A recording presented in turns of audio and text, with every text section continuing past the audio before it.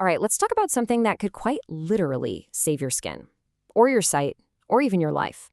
We're diving into personal protective equipment. You know it as PPE.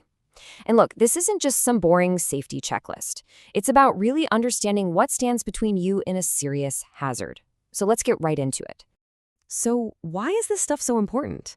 Well, before we get into any rules or regulations, I think it's best to start with a real story. A story about what happens when things go sideways. It's a question nobody wants to answer from experience, right? But it happens all the time, and the results can be pretty brutal. So let me paint a picture for you. Okay, so imagine this. You've got a worker, he's at a grinding wheel, sparks are flying everywhere, he's got his safety glasses on, so he thinks he's good to go. I mean, we've all seen this scene 100 times, right? But the problem is, that's not the full story when it comes to being safe. And then that moment happens. The one that changes everything. A tiny little shard of hot metal comes flying off that wheel, and it doesn't hit the lens. Nope. It finds that one little gap right around the side of the glasses and just slips right past them. The result? Exactly what you'd fear. A really bad eye injury, one that needed surgery and, had consequences that stuck around. And it all came down to one thing, either not using the right gear or not understanding what that gear couldn't do. And that right there is exactly why these safety standards exist. So that story, it's not just to scare you. It's the whole reason we have these official rules in the first place.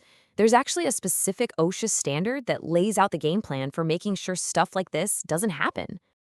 Here it is. That's the one. 29 CFR 1910.132 F1. Yeah, I know, it sounds super technical, like a bunch of legal jargon. But what it boils down to is actually really simple. It just says that if you have to use PPE for your job, your employer has to train you on it. And not just any training, it has to answer 5 key questions. And honestly, these 5 questions, they're the heart of the whole thing. If you know the answers, and your employer makes sure you know the answers, then you're on your way to a workplace that's actually safe. So let's break them down one by one. Okay, question number 1. It's the most basic, right? When is this stuff even necessary? This isn't a guessing game. It's about knowing exactly what jobs require what gear. And the standard is pretty clear on this. You're grinding metal, you need eye protection. Period. You're working with some nasty acids, you better have the right chemical gloves on. And if you're anywhere that something could fall on your head, well, the hard hat isn't optional. It's simple. The job tells you what you need. All right, so you know you need some kind of PPE. But that leads to the next big question. What kind? Because not all safety gear is the same, not even close. And grabbing the wrong kind can be just as bad as wearing nothing at all. And this is a perfect example. You've got your regular work gloves, and then you've got these super specific chemical-resistant ones. I mean, think about it. You wouldn't try to handle a dangerous chemical with a pair of leather gloves, would you? Of course not. You've got to have the right tool for the job if you actually want to be protected. Which brings us to question 3. So you've got the right gear. Great. But how do you use it properly? Because having the best equipment in the world doesn't mean a thing if it's not on right. And it really is all about the little things. A hard hat should be snug on your head, not sliding around. Goggles need to make a tight seal, otherwise splashes can get right in.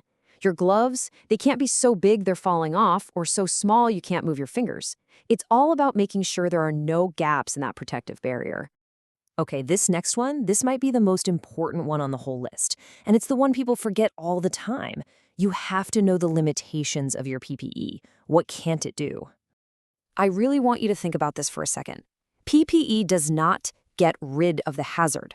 That grinding wheel is still spinning. That acid is still gonna burn. Your gear is just a shield. It's your last shot at protection, not some kind of magical force field that makes the danger disappear. Let's be specific. A hard hat might save you if someone drops a wrench, but it's not going to do anything against a massive falling load.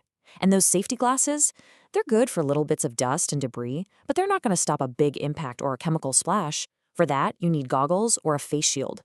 Understanding these differences is just critical. And that brings us to our last question. It's simple, really.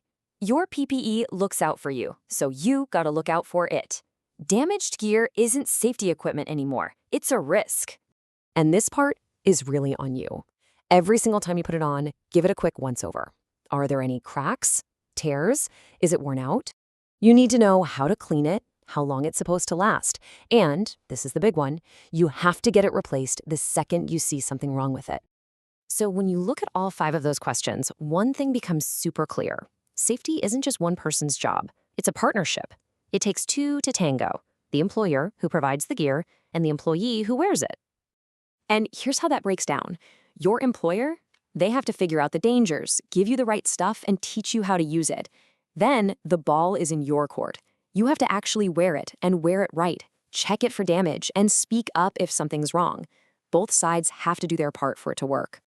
Okay, we've covered a lot, but this brings us to the biggest takeaway of all. If you only remember one thing from all of this, please make it this. After everything else is done, after they've tried to engineer the hazard away or change the process, when all that is said and done, your PPE is your absolute last line of defense. That's it. It is the final thing standing between you and that flying piece of metal we talked about. It's the piece of equipment designed to take the hit, so you don't have to. So there you have it. You know the when, the what, the how, and the why. The only question left is, what are you going to do with this information? I mean, really think about your job.